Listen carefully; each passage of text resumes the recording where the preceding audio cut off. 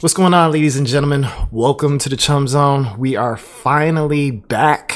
I know it's been a minute, but we are officially here to talk about Sonic Movie 3.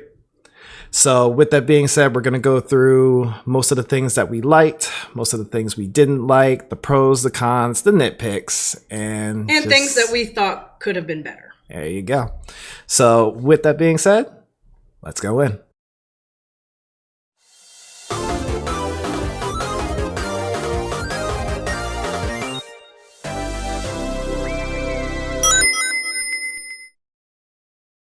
So let's start off with the Prison Island cutscene. The movie starts off with Shadow's Prison Island escape, and what we love most about this scene is that we're immediately given fan service as an acoustic version of Live and Learn is played by none other than Maria in Shadow's flashback. Shortly after Shadow's capsule was hacked, as he's awakened, he blasts out of the capsule with a glass-shattering punch and knocks each and every gun soldier out, one by one, which was absolutely amazing and had us geeking out in the theater. After the sheer display and spectacle of Shadow's strength, he demolishes the prison walls again with his bare fist, and like the apex predator that he is, he skates across the ocean over to Tokyo looking for his prey, and we love to see it. This scene was absolutely fantastic, and we couldn't stop gushing over the scene for weeks. So this cutscene was absolutely fantastic. The only issue we personally have with this one is it was just too short. Like, if you're going to show Shadow in a vengeful state, this man needs to go throughout the whole prison island knocking people out.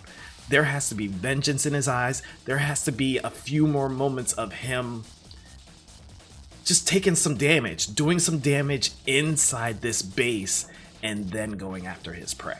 Right, and to add on to that, like, if we're to believe that Shadow really hates Gun, they should show him destroying the gun base. I think that his escape happened too quickly, and didn't really showcase his hatred and his vengeance. Now, all things considered, it was the intro, and it was to show the title, but they could have put more sauce into it. Plus, it was a really cool scene. So my thing for the writers and the choreographers is that if you have a really good scene, make it last. Make it last as long as you can. Absolutely. You know, milk it. We want to see more of it, so milk it. Next, we're introduced to Team Sonic / the Wachowski family, and I absolutely loved the brotherly dynamic between Sonic, Tails, and Knuckles, as it shows their playfulness and competitiveness. It's a nice juxtaposition from the prior dark and gritty scene showing Shadow's vengeance to the lighthearted wholesomeness and goofiness of the Wachowski family, and especially Sonic. Now, while this was a heartwarming moment, and it definitely was a positive scene, the flaws that I see with this scene is that the race wasn't really a race, and it didn't show the true efforts from Knuckles and Tails. Okay, getting into the cons of this, and I'm going to be on my soapbox a little bit, so hold on tight. Some of the jokes in the scene don't quite land for me. Tom and Maddie's bantering felt a little bit off, especially from Maddie's side about Tom's brothers being insane and not being capable of setting off a cataclysmic event. We have never been introduced to Tom's family, so it felt like a weird place to introduce them.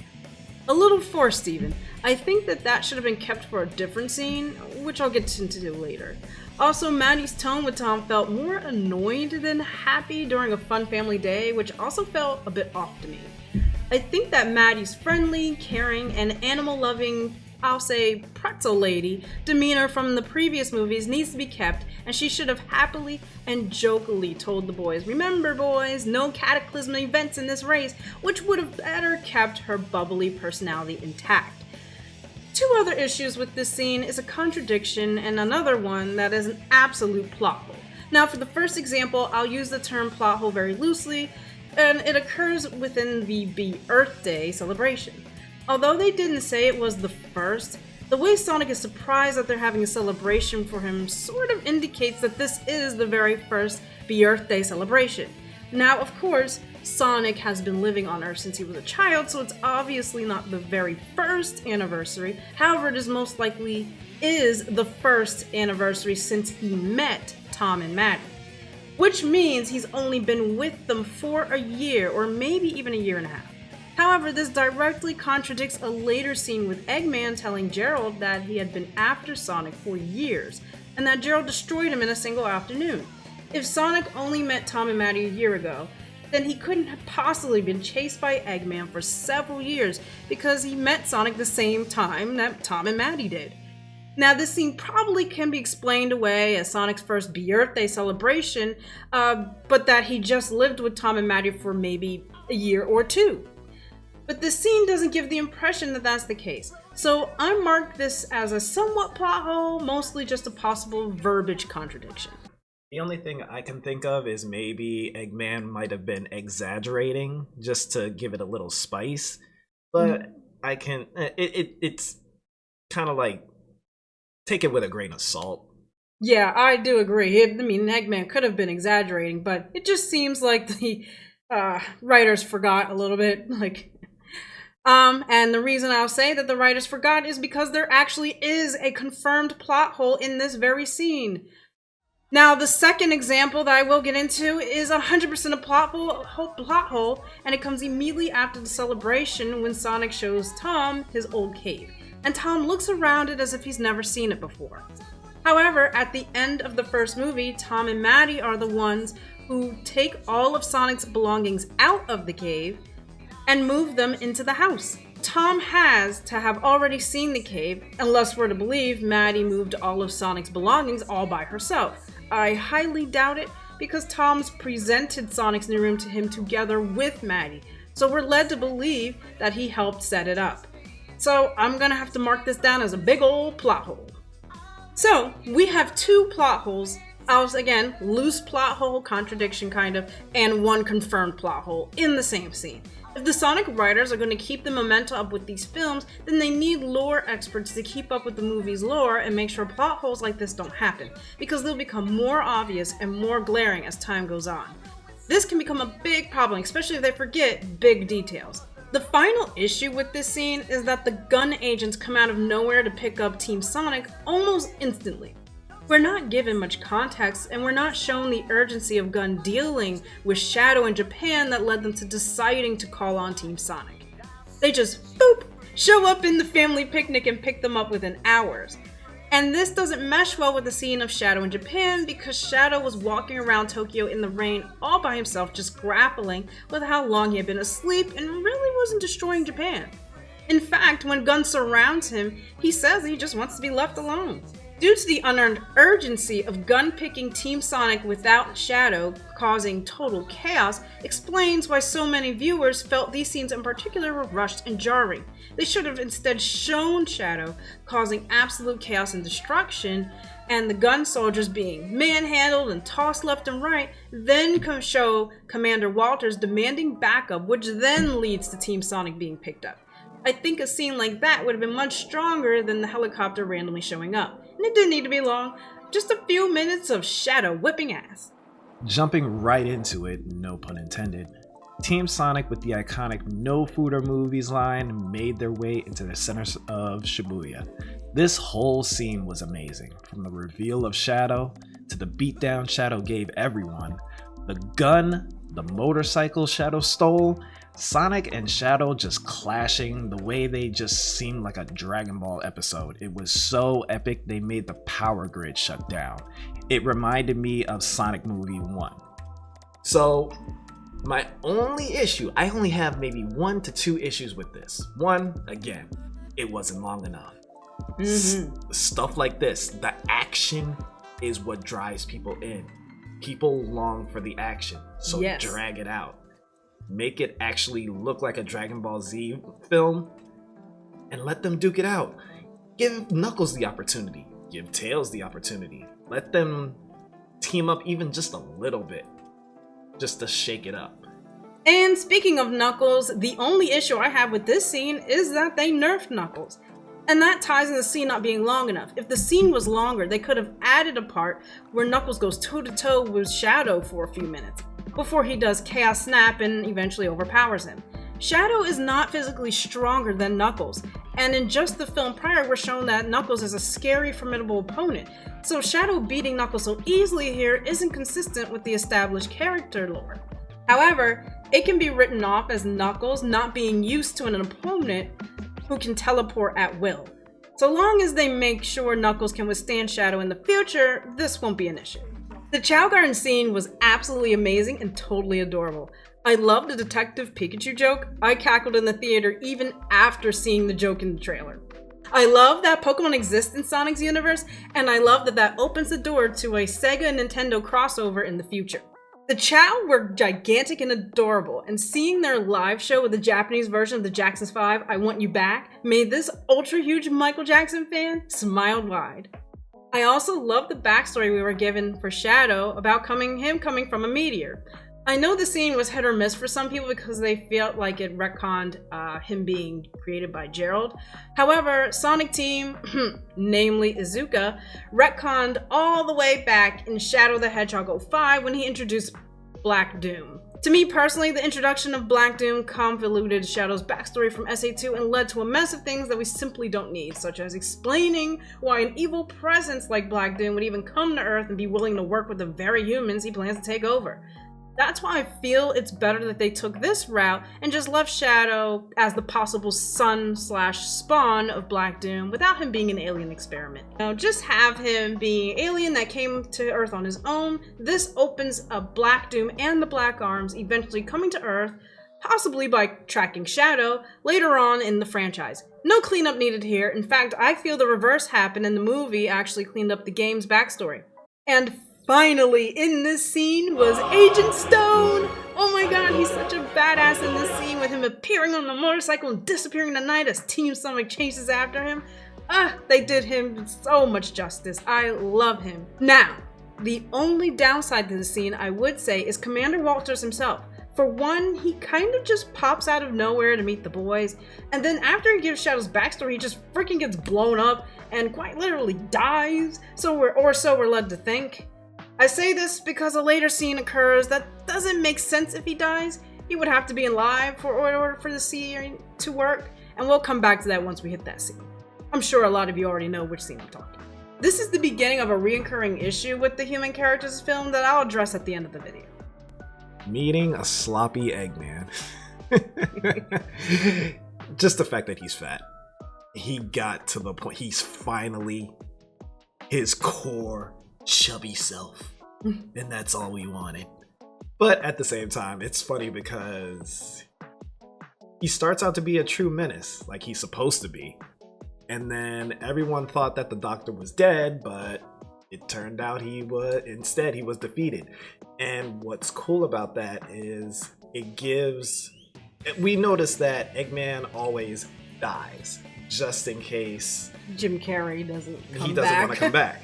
And I also love, what I love most about that is that with every time that Eggman dies and Jim Carrey's like, oh yeah, I want to come back, we all just accept it. Like, his deaths are never explained. He just magically, like, he falls from a 200-foot robot, and it's like, that definitely should have killed him. Absolutely. And we all just accepted that he lived. Like, no questions. That's the magic of Jim Carrey.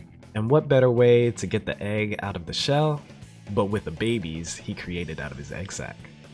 Boo. With that being said, Sonic and Eggman team up to reveal the mysteries behind who released Shadow. Apparently, this scene was supposed to be in Mexico, which explains a lot, and the whole soap opera, the Mexican soap opera. What's it? You know what it's called? Telenova.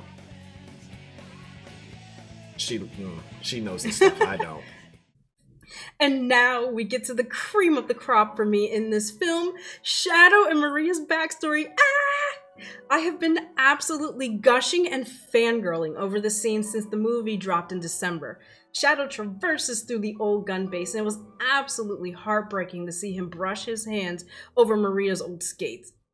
We see sequences of how the two met, and oh my god, bunny ear Shadow. Shadow's angry scowl was actually a bit of a jump scare with how sharply he turned around to face Maria, but Maria remained ever undeterred and mocks him even a little bit just to get him to lighten up, and then draws him the goofy bunny ear drawing. And when she puts her hand to the glass and invites him to touch hers, he finally smiles. He finally makes a connection with someone since he crashed to Earth in his meteor. This scene is truly heartwarming, and I just can't get over how well written it is. Oh, but oh, it doesn't stop there. We're then shown a series of fun, wholesome memories of Maria insisting that she play with Shadow, even kidnapping him while he's getting poked, prodded, and experimented on, and replacing him with a teddy bear. The super sad look in his eye. Just look at that baby hedgehog. How dare those scientists do that to Shadow? She hooks onto Shadow with a rope and has him pull her around the lab at super speed. They crash into a dessert tray and make dessert angels. They dance in a room, they watch movies, and as all of this is happening, you see Shadow's walls break down over time, and he smiles more. We also get a really nice Easter egg of the Biolizard in place of Godzilla in their old movie.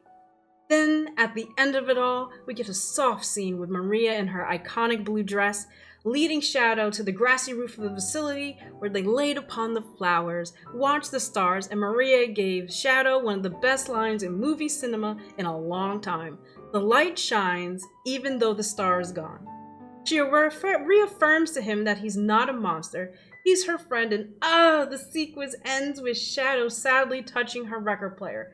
This right here is simply a masterpiece. It's executed so well, the pacing is perfect, we're given just enough context to understand why Shadow was so vengeful. Maria shows Shadow joy and happiness, fun, and most of all love that he had never received from all the other scientists and humans in his life who only feared his powers and treated him like an alien monster. She was his light. It makes Shadow's anger and revenge seeking all the more believable. I will say that I absolutely do not care that they changed SA2's backstory. They made it far better in my opinion. And I know that this is a bit of a controversy because some people who did not like this part of the movie just didn't like that they changed the backstory around. But I loved it. I mean, actually, she doesn't have to have an illness. And actually, that's what you're just getting ready to add on. I'll say that I much prefer this bubbly, high-spirited, and lovable Maria, and I love that she's just a normal kid. To me, that's all she needed to be. Right. To me, it makes her demise all the more tragic. Shifting over to the scene with Team Sonic, Eggman, and Stone, it's just hilarious how this man's shadow just turned into the freaking boogeyman. And it's funny in itself because Knuckles, for one, just the way he was. I actually loved what they did with Knuckles because it is canon that he is afraid of ghosts. He's afraid of ghosts, and that just made it just the icing on the cake. I love that they kept that part of him. I love it, love it, love it.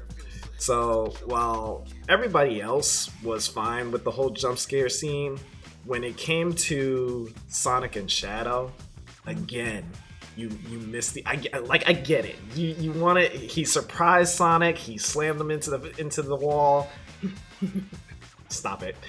And I just felt like that could have been turned into another fight scene. There are so many opportunities for Sonic and Shadow to have more Dragon Ball Z moments.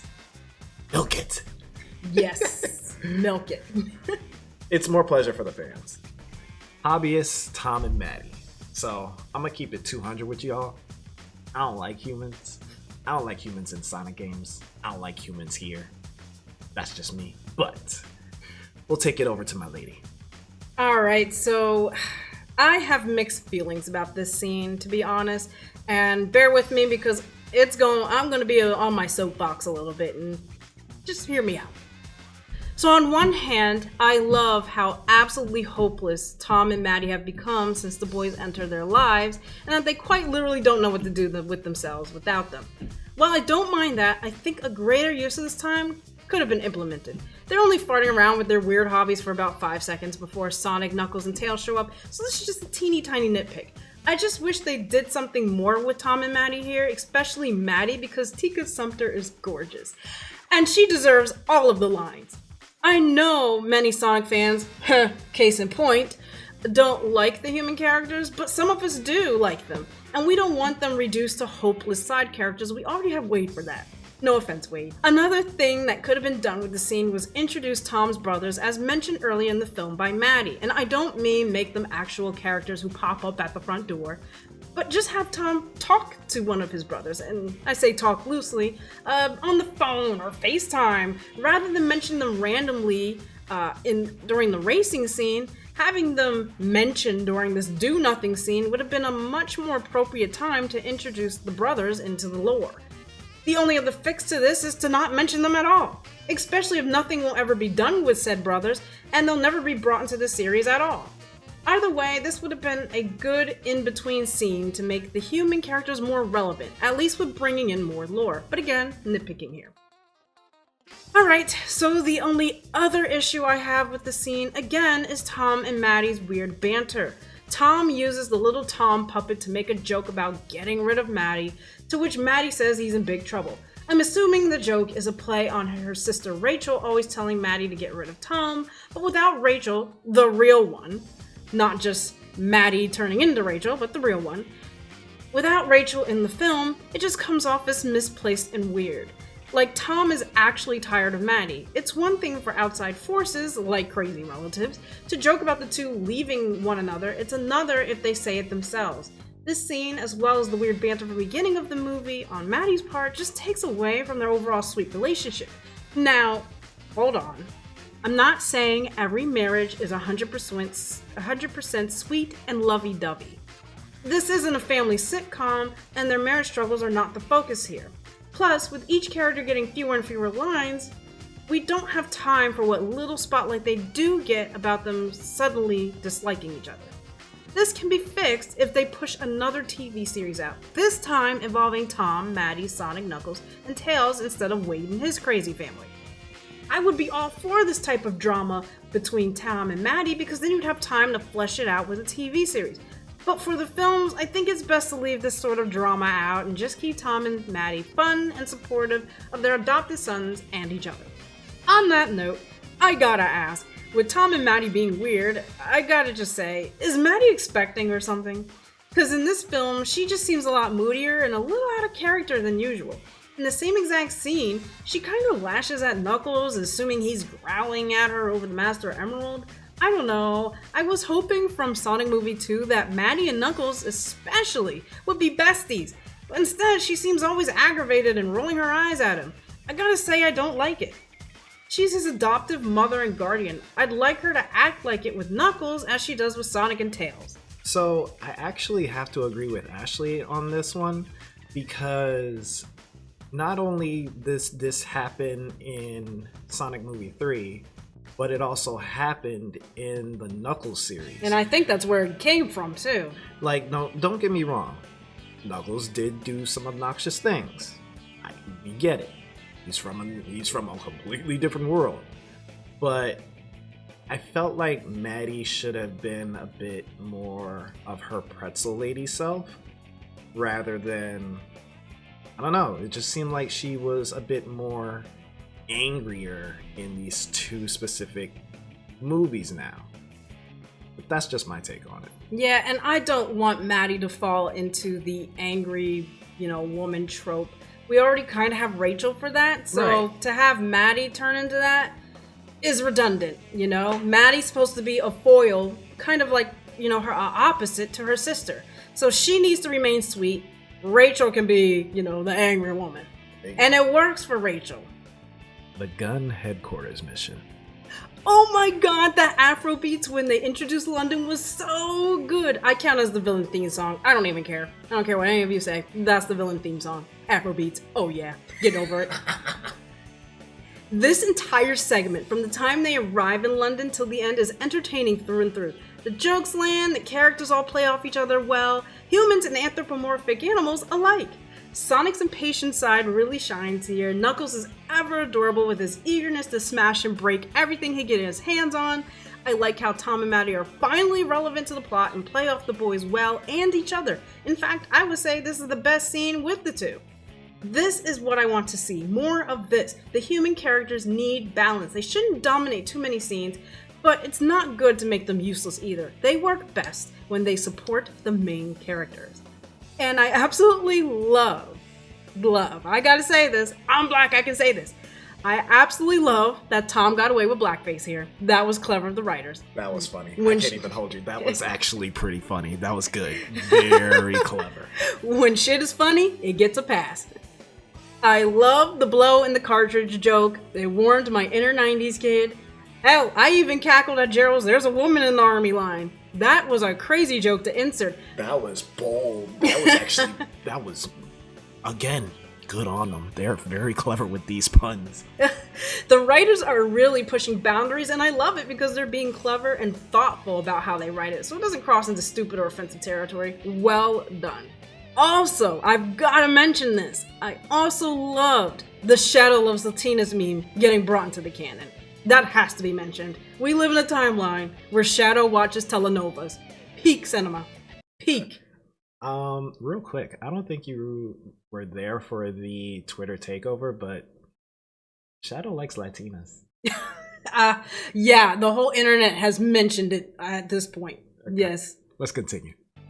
And I'm probably in the minority here, but I actually enjoyed the dance scene. I know, shoot me, I'm cringe. I enjoyed it. I liked the little song that they picked. I liked how goofy it was as they danced through the lasers. I liked it. Sorry.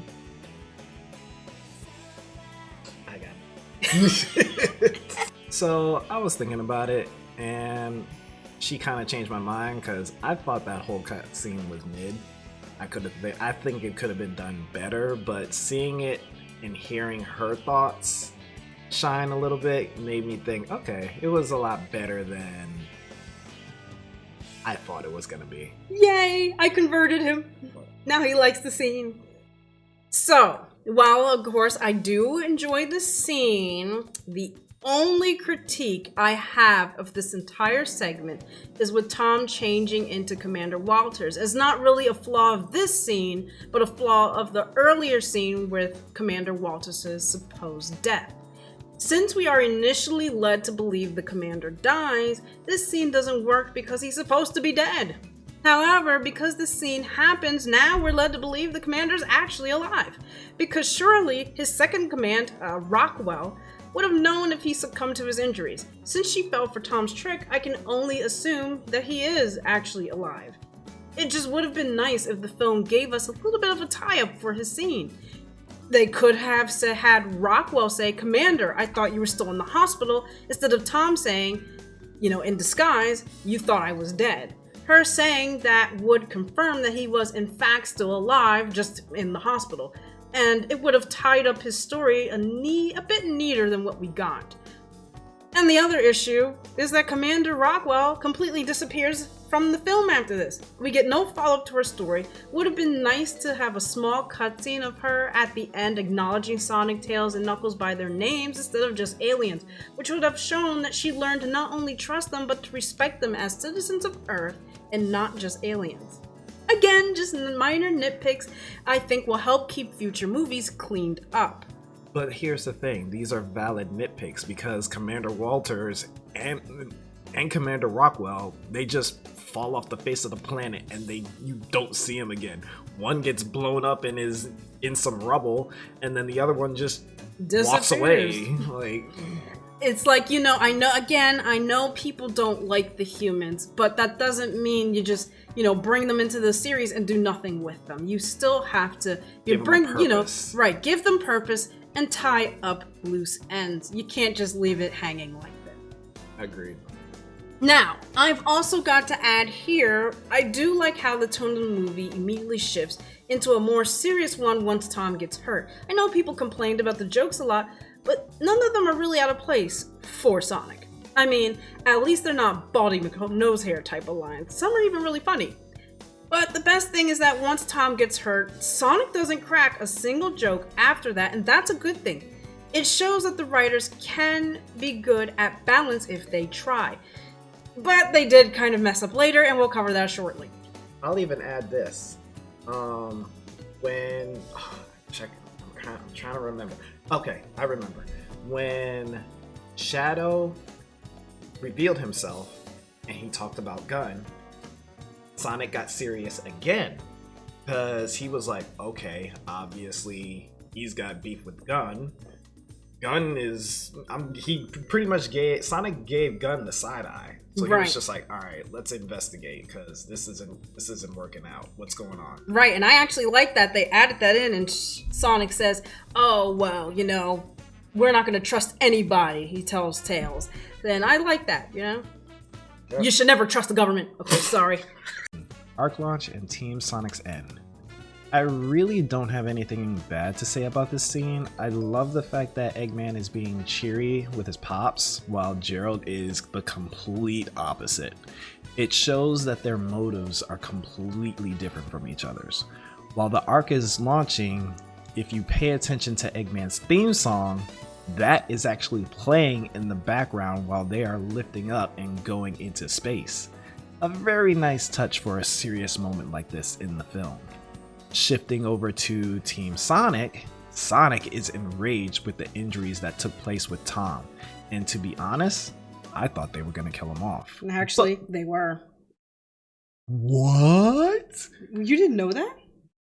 I mean, okay. Yes, the director came out and said that they were going to kill him off, but they just couldn't. I mean, it's a kid's movie, so. But I think the reason why they said they didn't want to, we'll probably have to review this after. We'll talk about that in a different video. But yeah, I think they just didn't want to kill him off because he was already dealing with Longclaw's death. And just imagine. And they didn't want Shadow to be a killer. Not even accidental. Valid. That's fair. The way Sonic's anger was shown was so epic. His desperation to use the Master Emerald by any means necessary. To the point where he was demanding it by Knuckles. And the way that he was demanding it, the way he was looking at Knuckles like, you better do what I tell, you better do what I say, or I'm whooping I'm going after everybody. So I kind of wish they did go with that fight scene. Just for Knuckles to if Knuckles could put him in his place again, and then just be like, okay, do what you want. But I kind of like that they didn't, because Knuckles is trying his hardest. Like, he really felt alone.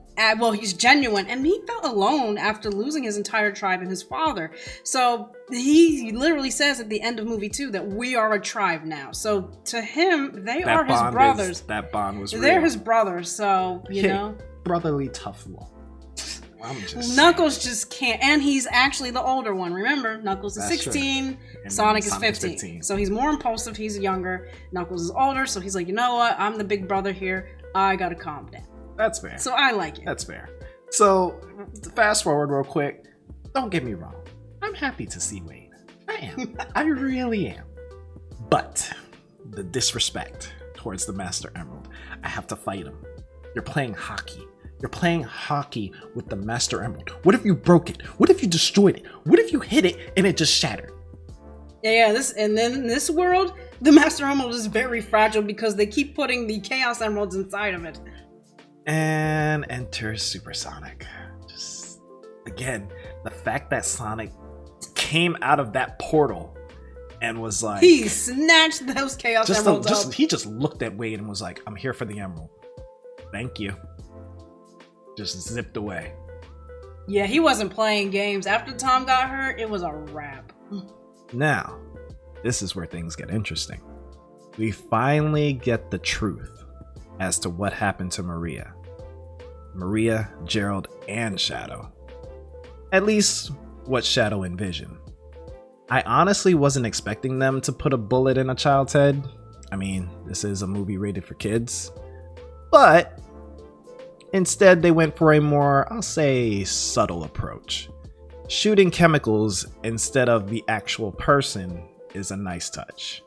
However, the way Shadow's dream was happening in the beginning of the movie is completely different from the true memory that we saw on the Ark. With the dream, we see the same scene that we typically see verbatim with that long hallway. This was in Shadow the Hedgehog 05. Shadow is actually running in front of Maria down that long hallway and then lets go of Maria. Whereas in his memory, he is running behind Maria and it's not a hallway. So now begs the question, which is the authentic memory? We have the true one and then the dream. Which one is the real deal? Well, you called the flashback that happened within the Eclipse canon, the true one. But to be honest, I think, and I have a whole theory on this, so we're not going to delve too far into this, but I think the dream sequence is the real memory because it mirrors the Shadow 5. Because if you really, like, you know, he was in a long hallway, whereas in the flashback in the Eclipse canon, they run into this room with tanks, and, you know, they're down the hallway for a bit, but it doesn't match. Yeah, the hallways don't really match, for one. For two, Gerald is in one, clearly in one, and not the other. You don't see him, you know, and you can say that, oh, in the dream sequence, they were hiding Gerald because they wanted to reveal him later, but they didn't even have like a shadow running after them. They didn't, you know, they didn't like mask his presence and, you know, do a big reveal of him later. He wasn't present at all. Like, there wasn't even a hint of him there. Like, you know, maybe show a flap of his lab coat so we know that he's following them. Somebody's there. So he's not in the dream sequence at all. And the hallways are different, you know, and including Shadow letting go of Maria right in front of the gun soldiers that are directly behind them.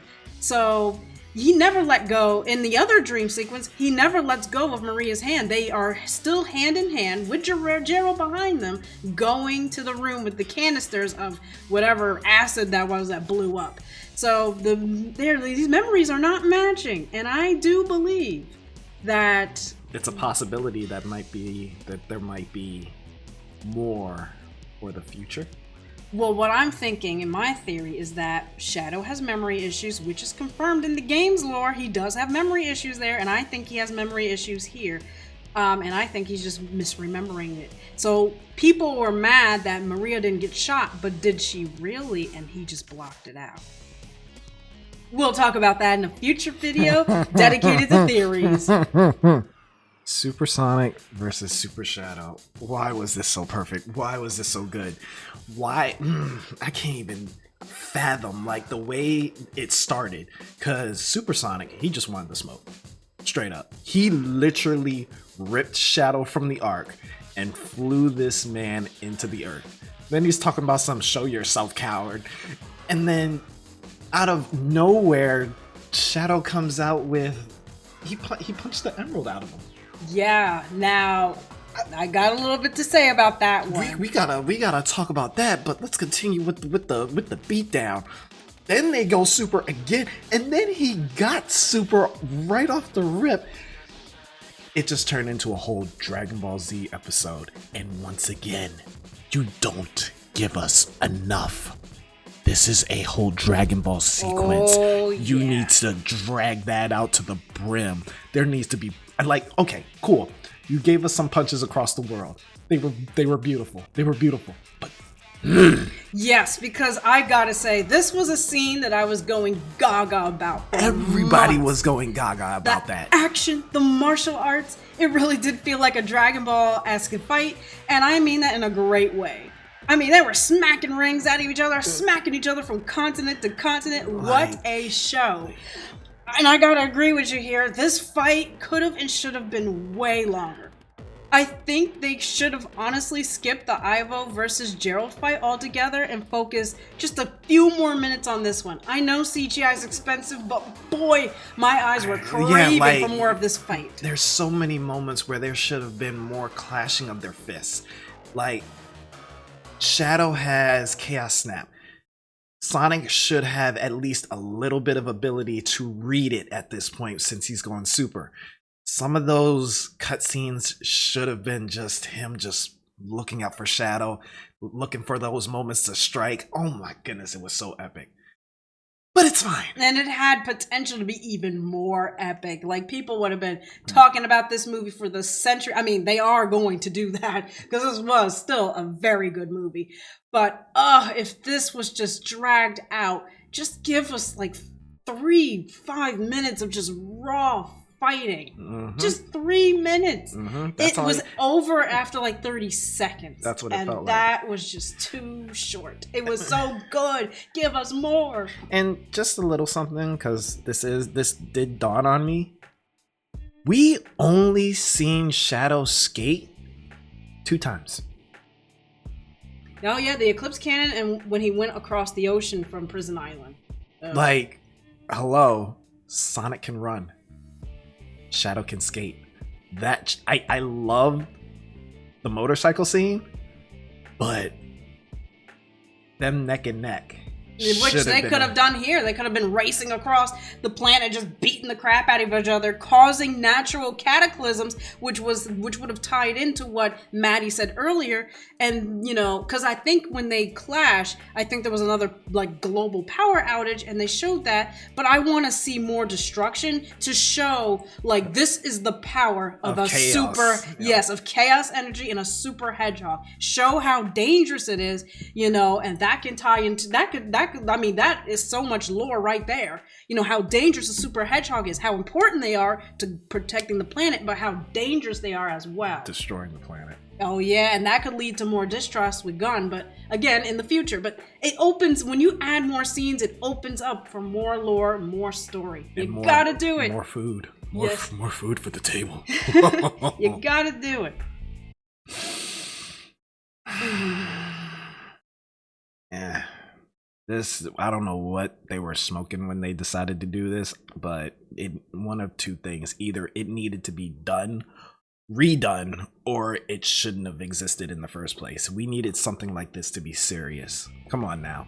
You're about to destroy a planet, and you're over here goofing off and pulling at each other's mustaches. And then one was a scorpion, the other was a praying mantis, and he had the little arms, like... You want to know what's crazy? What? I think I saw on X that they were actually gonna start like shooting each other. I don't know if that was. I would have preferred that over what they gave us with this. Like, if you're gonna do some mech stuff, come on now, let's be serious. These two have the IQ of gods. Make them act like it, not some goofy dance of. So, I've got to make commentary here. So I said this is definitely one of the jokes in the film that fell totally flat and should be taken out. While Sonic's character is good and he's more serious in this last arc of the film, Gerald's character is completely ruined here and he's far too goofy to be the final boss. Sorry, but it's true. He should have been sinister and insane. I mean, he literally just dropped a line about how his own grandson, his own flesh and blood from one of his sons, wasn't Maria. You're no Maria. Like, how do you drop a horrible, cruel, like, tone like that and then completely goof off? That is a mismatch. And it's like the writers did so well with Sonic and they dropped the ball. Now, I get it. It's because Jim Carrey is like a master of comedy. But Jim Carrey has so much more depth. Like, you guys can't just treat Jim Carrey like he's a one-note actor. He can be serious, and he has been serious. You should see a lot of his, like, just watch him in the Christmas Carol film that he did. Very serious. So again, I gotta say, he does not have to just be a goofy character. And Eggman himself isn't always a goofy character. He can be serious, and he has been. He's a psycho for a reason. Yes. The only thing that gives them a couple points was the bug zapper. Yeah. I'll give them that. That was funny. But that's all you're getting from me. It was funny. However, to be honest, I honestly wanted Gerald to have not like a horrible death, but I wanted him to die by the firing squad the same way he did in the games. I know they wouldn't have shown it, but I think I would have liked it implied. That could have gave more incentive to him saying, I'll have my revenge someday. Yeah, I know. Something, you know, I think that this whole scene should have it would have been much better as something serious. You know, like a serious fight. Like, oh, these two guys mean it. Like, Ivo doesn't want to die. Gerald is suicidal and he wants to take his grandson and Shadow and everybody else and the planet out with him. That in itself, this man wants to do, like, kamikaze. Oh, make it serious. Which, I mean, is an extreme version of what happened in the game where he was like, he developed the Eclipse Cannon to self-destruct and destroy the Earth. But here he's like, oh, I mean, it kind of goes hand in hand, but here he's like, oh, and we're all gonna die. not just the humans down on the planet. I'm gonna die too.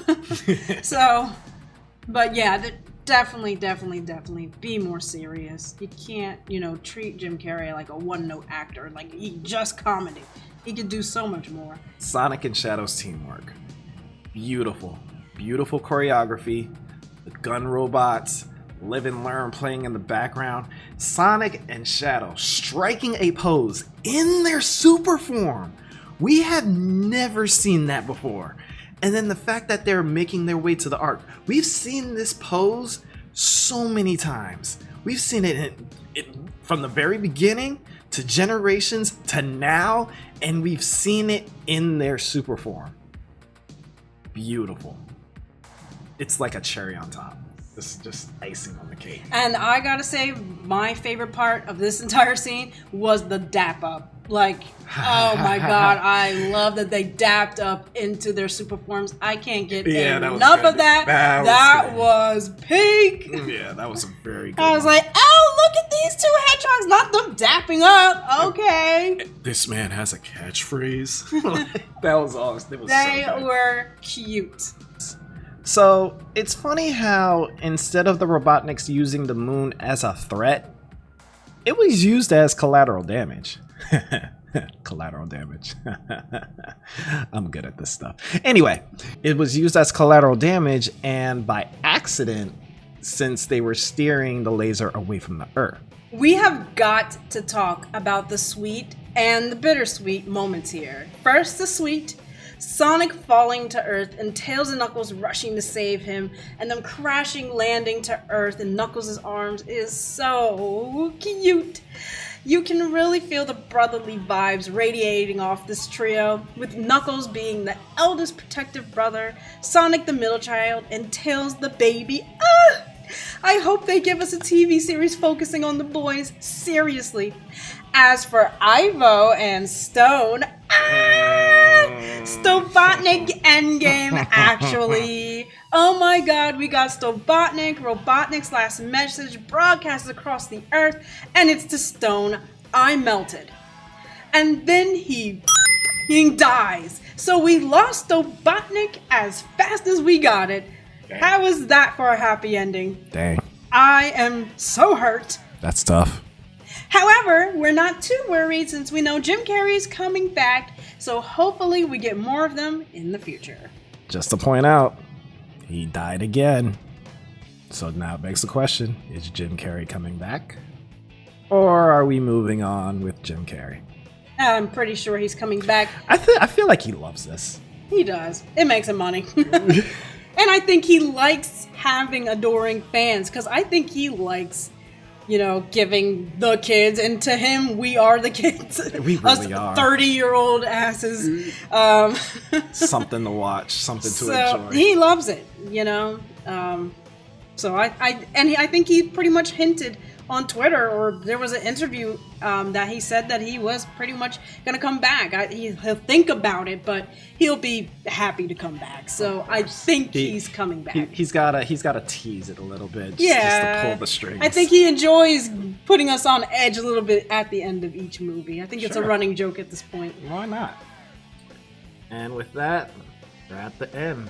Metal Sonic, Amy, our final thoughts. Let's start.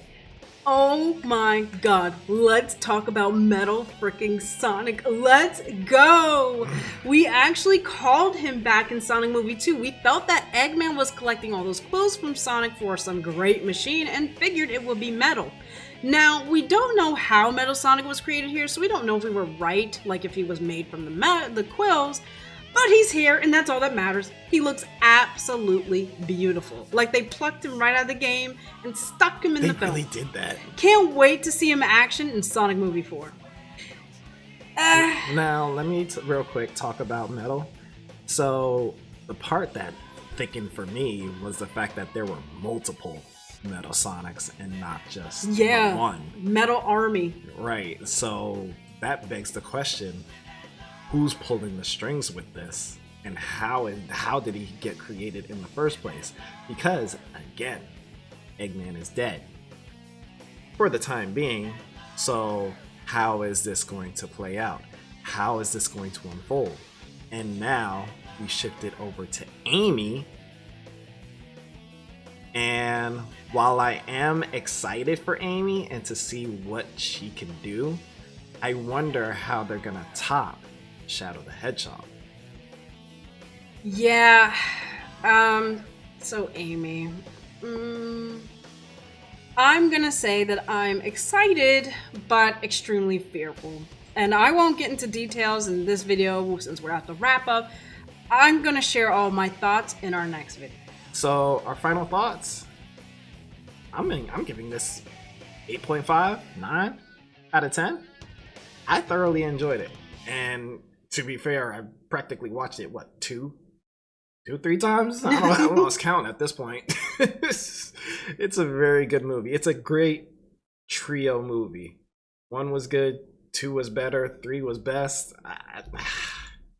And if they keep going on this route, they got themselves a movie series. They're doing very good with this. Absolutely. And I gotta be honest, despite my nitpicks and even critiques of what could have been done better, it's still a very solid movie. Like, I give it a solid 9, out of 10. And nothing, none of these critiques that I've given it and nitpicks changes my mind about it. I've rewatched this movie about 3 or 4 times by now. Yeah, even while editing, I ended up watching the movie again. And what's cool about it is all of the little criticisms. It's just one of those things to help the movie and to help the next one be better. Right. So again, it doesn't deter from the experience that we had as we're watching it. Like, we're thoroughly still enjoying it regardless of our minor nitpicks.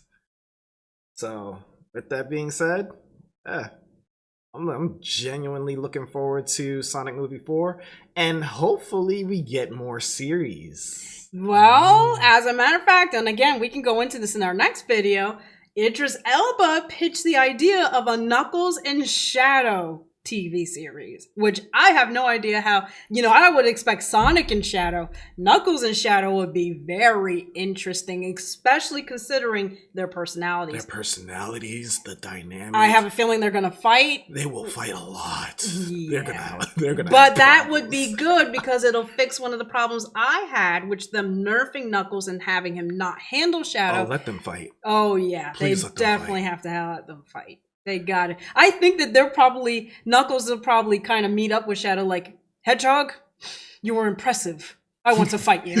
Because he's been calling him impressive this entire film. That's just icing on the cake in itself. So we have a lot to look forward to with this series. Love it, love it, love it. With that, as always, it's a pleasure. Like, comment, let us know what you guys think. This is Chumba. And Ashley. We are out. Bye. Let's go. CHUMCONE, that's where it's at. Awesome gameplay, awesome reviews, and that's a fact. CHUMCONE, get in the zone. Entertainment on your PC.